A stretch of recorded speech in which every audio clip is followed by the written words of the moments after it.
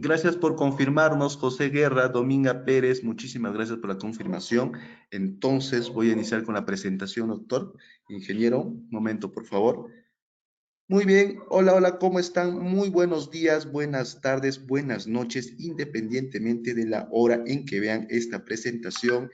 El día de hoy, el Club de Contadores en su membresía tributaria presenta esta sesión en aplicación del Sistema Integrado de Registros Electrónicos a cargo del ingeniero José Luis.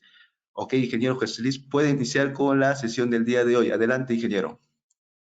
Muchas gracias, Carlos. Muy buenas noches a cada uno de los presentes, a los amigos que nos acompañan en esta clase virtual.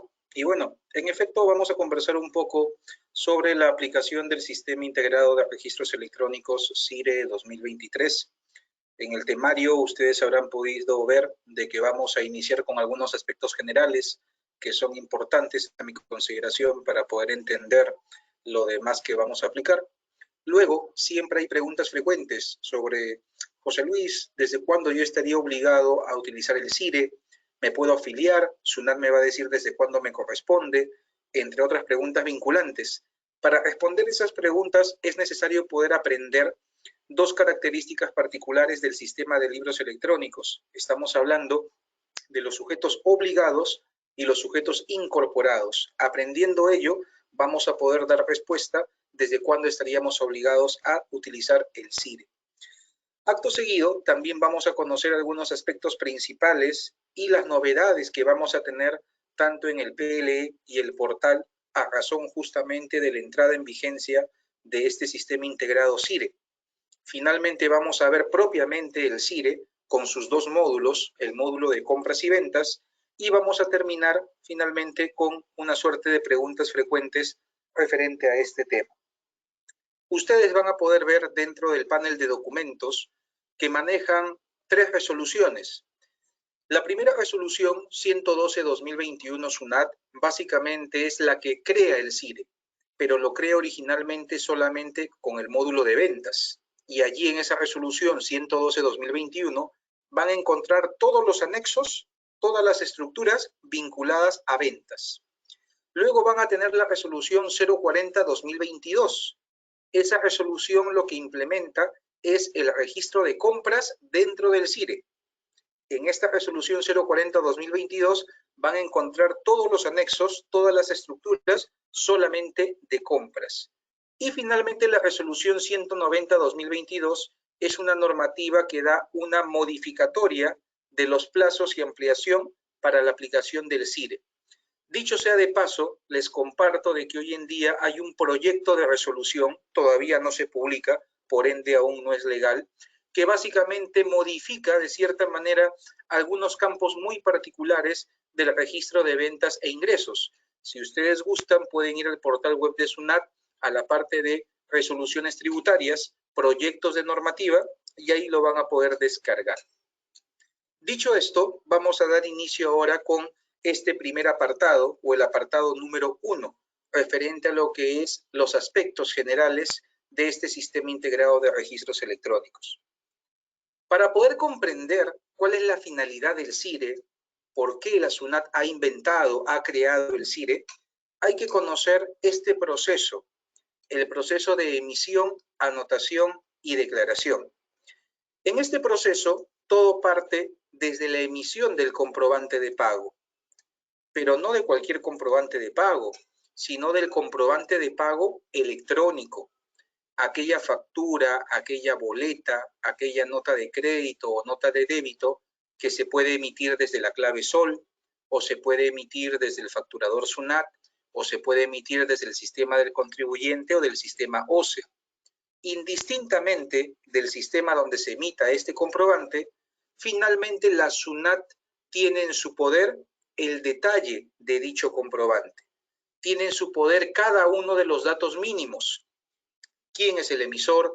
¿Quién es el receptor? ¿Cuál es la base imponible? ¿Cuál es el IGB? Si es que es exonerado, inafecto, si es que es una exportación de servicios, si es que es una exportación de bienes, si es que tiene o no tiene detracción, etcétera, etcétera. Como el comprobante de pago electrónico está estructurado, significa de que previa estructura hay datos específicos la SUNAT sabe exactamente la naturaleza de cada operación. En ese sentido, al SUNAT tener toda la información, procede a trabajar con esta información, hace un cruce de información. Todo lo que el comprobante de pago electrónico tenga como RUC de emisor aparece para mi registro de ventas. Y todo lo que aparezca mi RUC como receptor aparece para un registro de compras. Así de sencillo trabaja este escenario del comprobante de pago electrónico.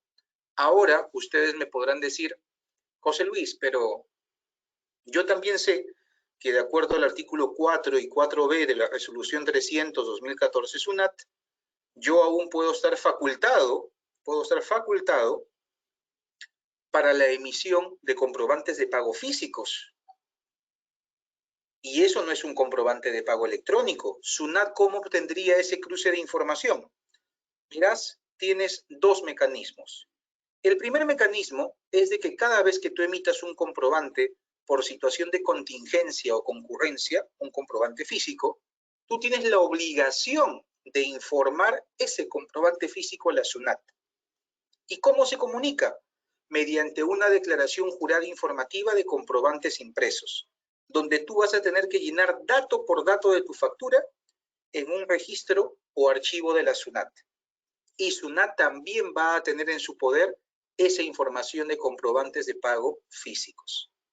En consecuencia, la SUNAT va a tener el 100% de la información de los comprobantes, ya sea que se emitan de manera electrónica o ya sea que se emitan de manera física.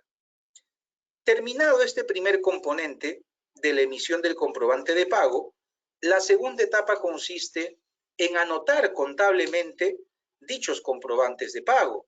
Esto se anota, para el caso particular del CIRE, en un registro de compras y en un registro de ventas e ingresos.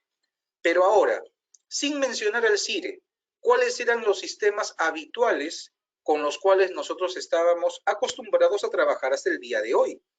Que hoy en día seguramente muchas personas recién los han empezado a usar, recién los han empezado a comprender y al corto plazo la SUNAT les va a cambiar las reglas de juego. Es un poco complejo, pero hay que de todas maneras que seguir la normativa. Hoy en día trabajamos con el famoso PLE o Programa de Libros Electrónicos y otros trabajan con el portal SUNAT, que también permite la generación de compras y ventas, pero a través de la clave SOL. Aquí nosotros vamos a tener que hacer la anotación contable de dichos comprobantes. Pero una pregunta, aprovecho en preguntarles aquí a los más de 58 asistentes que tenemos en sala. Ustedes que trabajan con el PLE, en su gran mayoría seguramente, pregunta, ¿la SUNAT les da cierta información para que hagan sus registros de compras y de ventas? ¿O es de que ustedes tienen que llenar la información en su sistema y su sistema contable o equivalente les genera los formatos para que ustedes presenten el PLE? ¿Cuál es la realidad que ustedes tienen al momento de presentar libros electrónicos? ¿SUNAT los ayuda de cierta manera o ustedes tienen que alimentar a su sistema con toda la información? La respuesta de más de uno va a ser de que ustedes tienen que alimentar esa información. Y eso es cierto.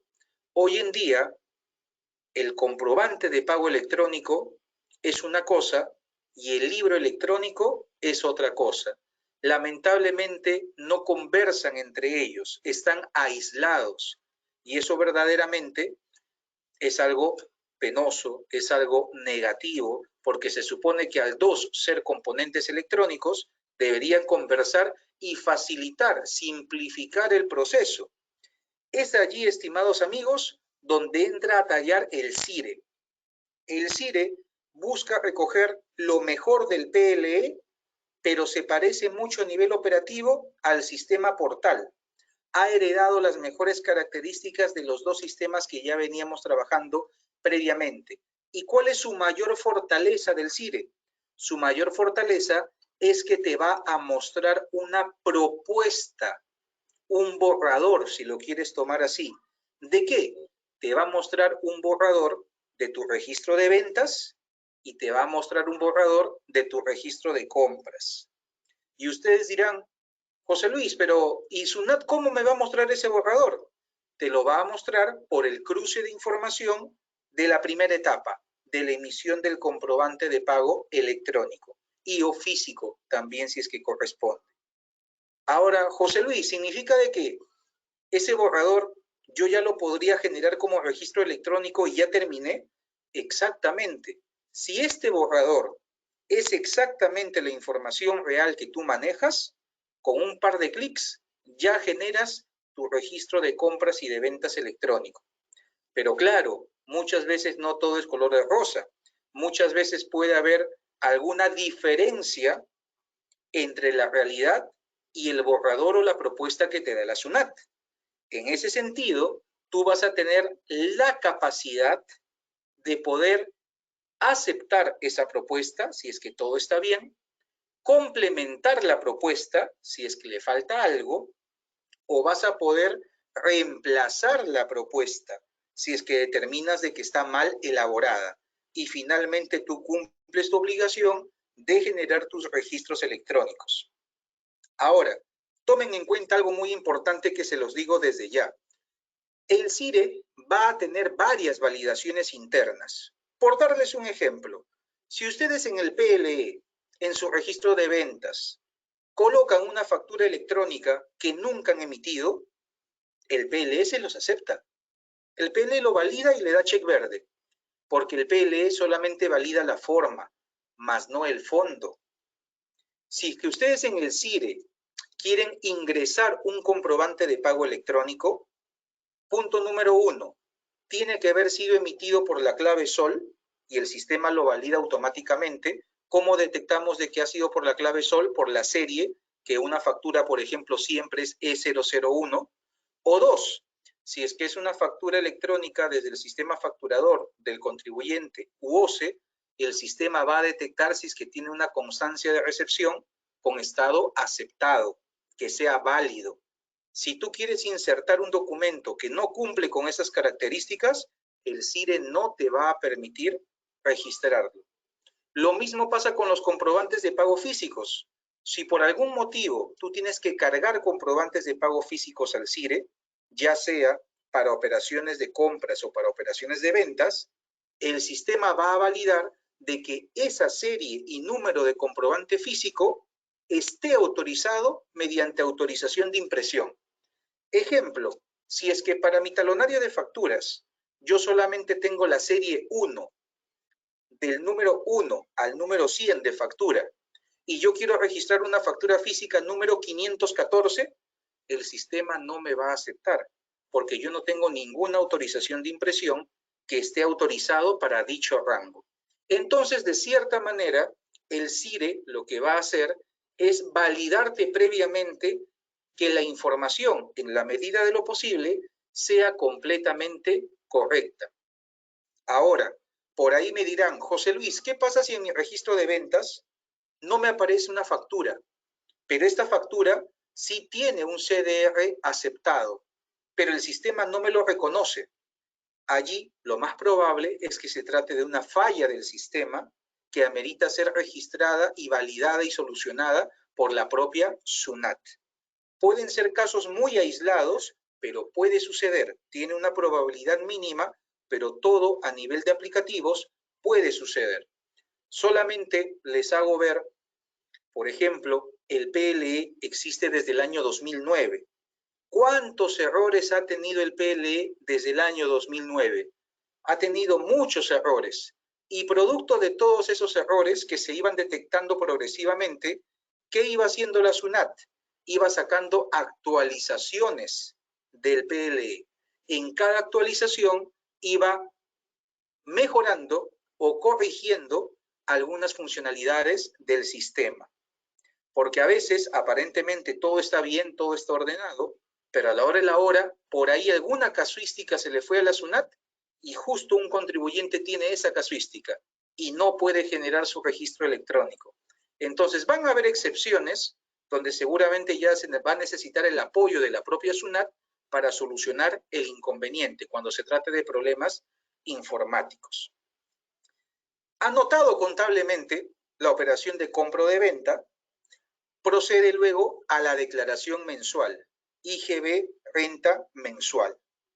donde ahí básicamente el objetivo es de que ya vamos a tener una información precargada en la parte de IGB, tanto para compras como para ventas. Esto de aquí, estimados amigos, es el proceso general de emisión, anotación y declaración. Ahora, por allí, en algún curso pasado me preguntaron, José Luis, pero yo veo que en el CIRE hay un montón de estructuras que yo tengo que crear. La verdad, la SUNAT me ha complicado la vida con todo este tema, porque antes yo solamente creaba un archivo, ahora tengo que crear 4 o 5 según veo. La respuesta es la siguiente. No todos los contribuyentes vamos a tener que crear todas las estructuras. Por darles un ejemplo, si es que la propuesta que me brinda la SUNAT es exactamente lo que yo debo declarar, lo que yo debo anotar contablemente, no tengo que crear ninguna estructura. Simplemente doy un par de clics y genero mi registro. Así de sencillo, no tengo que crear ninguna estructura. José Luis, entonces las estructuras, ¿para qué están hechas? Las estructuras están hechas dependiendo a la necesidad que tenga cada contribuyente. Por darte un ejemplo, si tú quieres comparar la propuesta que te brinda la SUNAT versus la información que tú tienes en tu sistema, si tú quieres hacer esa comparación para ver si es que hay alguna diferencia, allí recién tienes que crear un anexo, una estructura. Si es que tú quieres, por dar un ejemplo, hacer ajustes de anotaciones efectuadas en meses anteriores, allí tienes que crear un anexo. Si es que tú estás en tu registro de compras y tienes operaciones con sujetos no domiciliados y tienes que anotar los invoices, los comprobantes del exterior, allí tienes que crear un anexo. Pero yo les pregunto, ¿todos tenemos operaciones con sujetos no domiciliados? La respuesta es no. Significa de que aquel que sí tiene esas operaciones va a tener que crear un archivo, va a tener que crear un anexo, pero aquella persona que no tenga esas operaciones simplemente no tiene que crear ningún archivo. Entonces, no se abrumen mucho por la cantidad de estructuras que ustedes puedan ver en las resoluciones, porque particularmente ustedes van a detectar al inicio qué estructuras necesitan y con esas estructuras se van a quedar para todos los meses, salvo que algún mes sí tengan alguna característica particular y bueno, tendrán que crear una nueva estructura. Caso contrario, siempre se mantienen con los mismos formatos. Bien, conocido el proceso general, es muy importante también saber de que cuando generamos libros o registros electrónicos, hay ciertos archivos que tienen un valor legal, que tienen un valor tributario. No todos los archivos tienen valor legal o valor tributario. Es por eso de que ahora vamos a conversar un poco sobre los formatos digitales y la identidad digital. Respecto a los formatos digitales, son todo tipo de archivo digital. ¿Y qué es un archivo digital? Es cualquier documento que se almacena en una computadora o en un equipo de cómputo. Ahora, estos archivos digitales contienen determinada información que está diferenciada según su extensión. Por darles un ejemplo, si es que ustedes me preguntan sobre esta presentación en PowerPoint, este es un formato digital. ¿Qué extensión es? PPT. Si es que alguien me manda un formato Word, ¿cuál será su extensión? .doc. Si alguien me manda un formato en Excel, ¿cuál será su extensión? .pdf. Si alguien me manda un audio, ¿cuál será su extensión? .mp3, por darles un ejemplo. Entonces, formatos digitales son aquellos archivos digitales con los cuales trabajamos todos los días. No es algo novedoso. El detalle es de que muchas veces tenemos temor a trabajar con los archivos. Pensamos tal vez de que los formatos digitales o los archivos digitales solamente son de conocimiento de expertos en informáticas o de ingenieros